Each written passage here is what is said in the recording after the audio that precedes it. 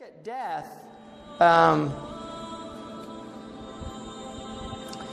there's different types of death. We have physical death, but we also have psychological death. One of the things George Vitholkas, a homeopath, said was in America, we die at 25, but live to 75. Right? That at a certain point, a lot of people literally stop experiencing life and go into this just numbed state where they've had a psychological death.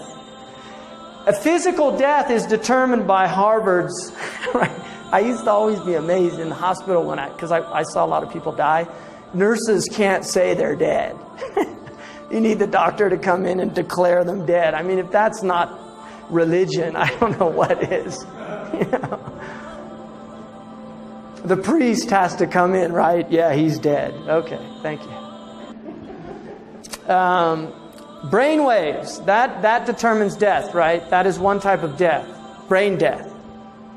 So if they're not seeing brain activity, they're determined to be dead. Heart and blood. If the heart stops and blood stops circulating, death occurs very quickly.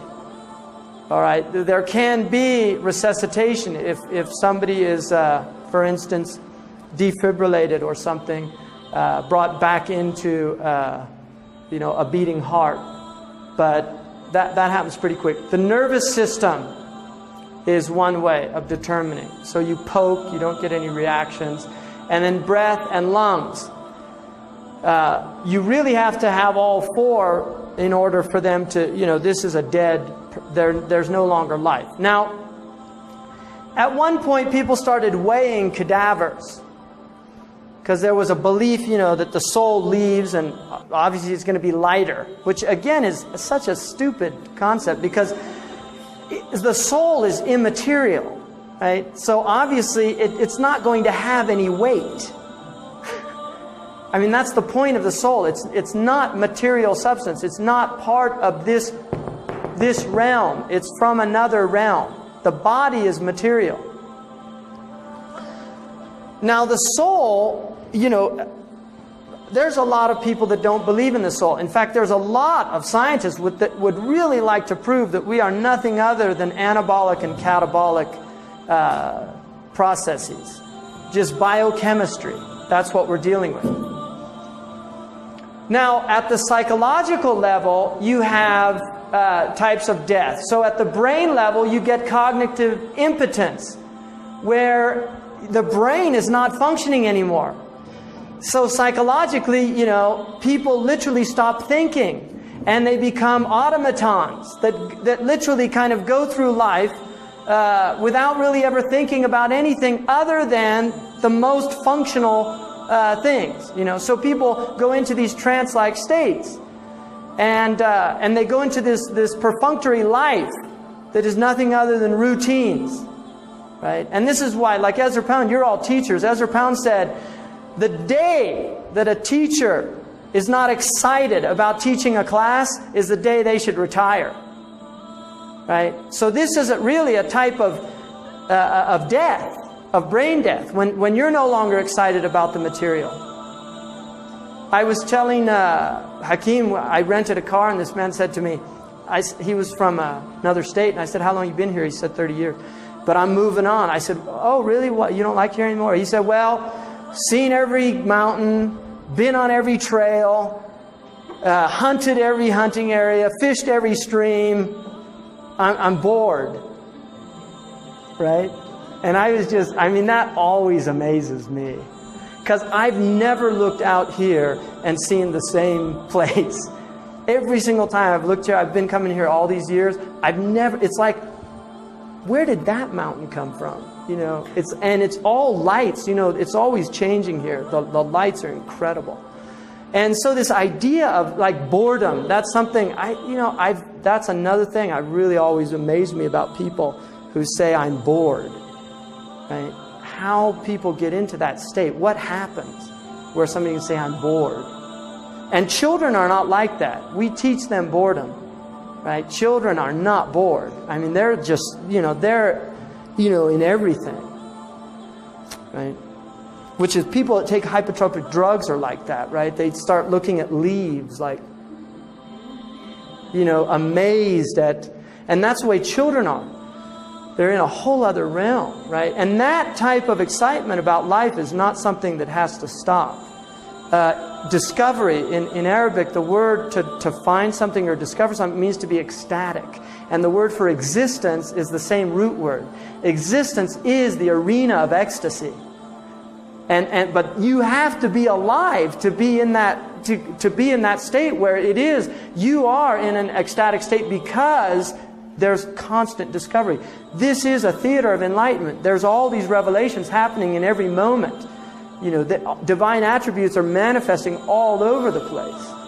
And then the next is emotive dissonance. People who die emotionally. And this is the ruin of myriad marriages.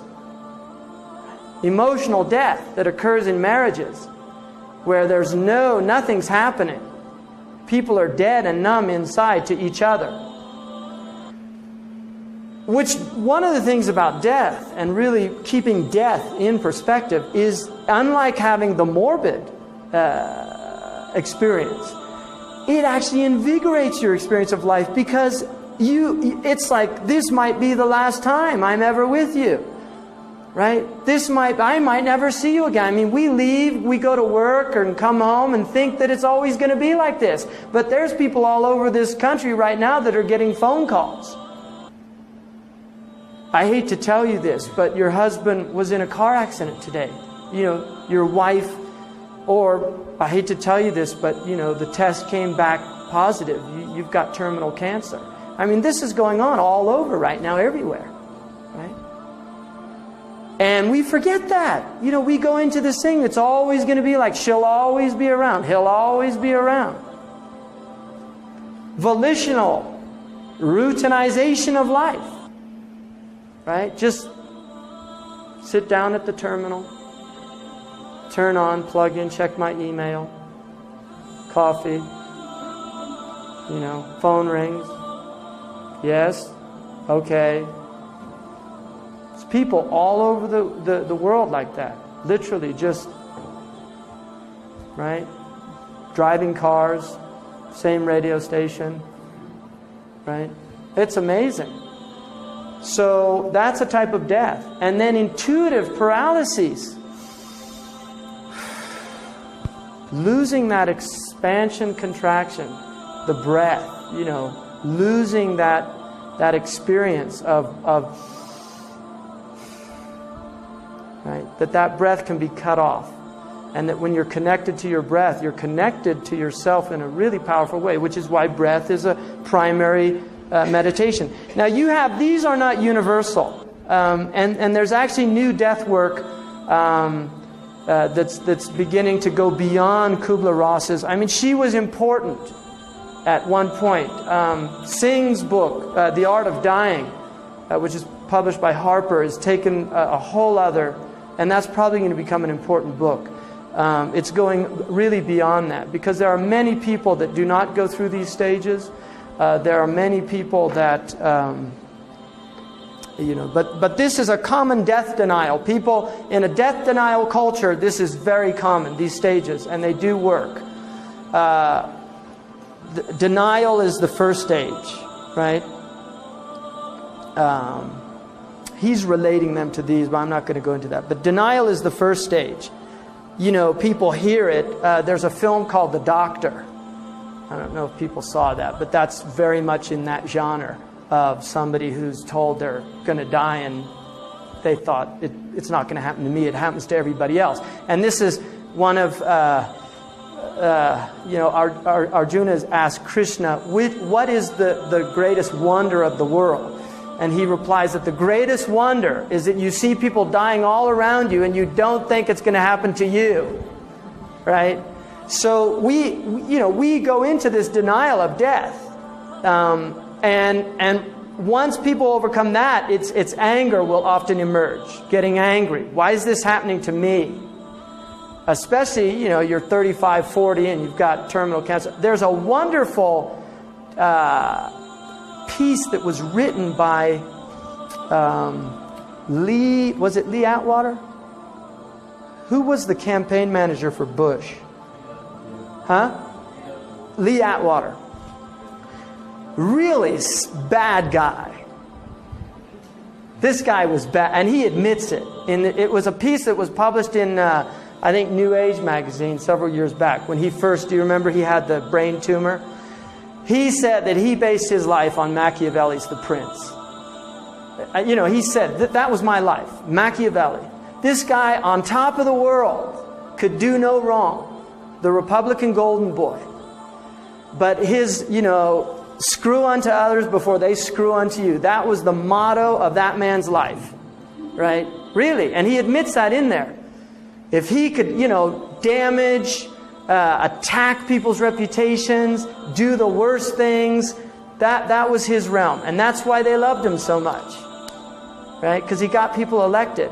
When he suddenly came to terms, this guy's early 40s, wealthy, politically powerful, one of the major players in Washington at that time, and suddenly incurable brain tumor. Right? That piece, that should be memorized by every politician before they're allowed to run for office. Because he just talks about wanting to make amends with all the people he ever hurt. Right? And this is something amazing, is that even the worst people can have radical transformations when confronted with their mortality. Why does it have to take that? Right? Why does it have to take that? And one of the things about our age is we're confronting species death. Right? We're looking at our entire world is being threatened with death, right? Our biosphere is showing signs that it can no longer sustain us because of what we're doing to it. And what if that really enters into the collective consciousness of human societies now? What type of transformation is that? But as long as we're in denial about this, right? Or in the anger stages, like the Echo Warriors, right? Because they're furious, right? Earth First people. They're not in denial. They see it happening, but they're angry. The Unabomber. Let's blow these people up that are ruining our world, right? This is all anger. But if we, as a species, could really see that we are threatened with our own extinction, that there is not going to be a sustainable world for our children, for our grandchildren. What type of transformation is going to occur? Bargaining. Give me another chance. God, I know I mucked up. Give me another chance. Right? And then acceptance. This is submission. And I mentioned that, the denial is kufr. That's what kufr means, rejection. Right? Anger is fighting it. Fighting the truth. Bargaining is trying to deal with the truth on your own terms. Right? Trying to deal with it on your own terms. I know it's true, okay, but can't we, let's bargain here a little bit. Give me a break. This is hard. I can't deal with this. And submission is, I submit. I'm accepting this thing completely. And from that experience is an incredible liberation. You transcend yourself. You are a free human being. Before that, you're a slave. You're a slave to your fears. You're a slave to your desires. Once you accept your own mortality, right? What Heidegger calls a being unto death. You can nurture. You can enter into your humanity as long as you're in denial of that most fundamental fact. And Heidegger goes to the radical proposition that your death act will be the only real thing that you will ever do that was not determined by anybody else. That every act that you do in your life is because you've been influenced by your parents, by your peers, by your education, by your society. It is death alone that will be uniquely yours. No one will teach you how to do that. No one will show you that path. You take it on your own. And so that is your one true act that can be absolutely volitional. You can die. And that is really in harmony with the Islamic understanding.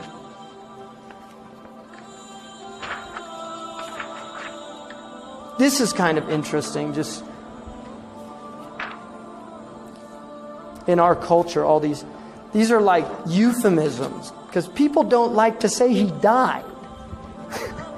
Right? Passed on, croaked, kicked the bucket, gone to heaven, gone home, expired, breathed his last, succumbed, left us, went to his return reward, lost, met his maker, wasted, checked out, eternal rest, laid to rest, pushing up daisies, called home, was a goner, came to an end, bit the dust, annihilated, liquidated, terminated, gave up the ghost, left this world, rubbed out, snuffed, 6 feet under, consumed, found everlasting peace, wishful thinking.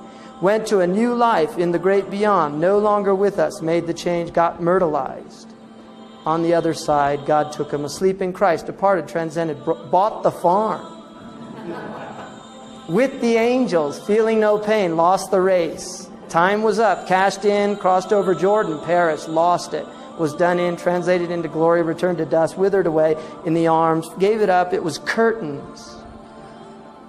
A long sleep on the heavenly shores. Out of his or her misery ended it all. Angels carried him away, resting in peace. Changed form. Dropped the body. Rode into the sunset. That was all she wrote. So, a lot of ways to say the same thing. One of the Arabs said, إن لم تمت بسيف مت بغيره تنوعت الأسباب والموت واحد. If you don't die by the sword, you'll die by something else. There's a lot of ways to die, but death is one. Right? Look at death.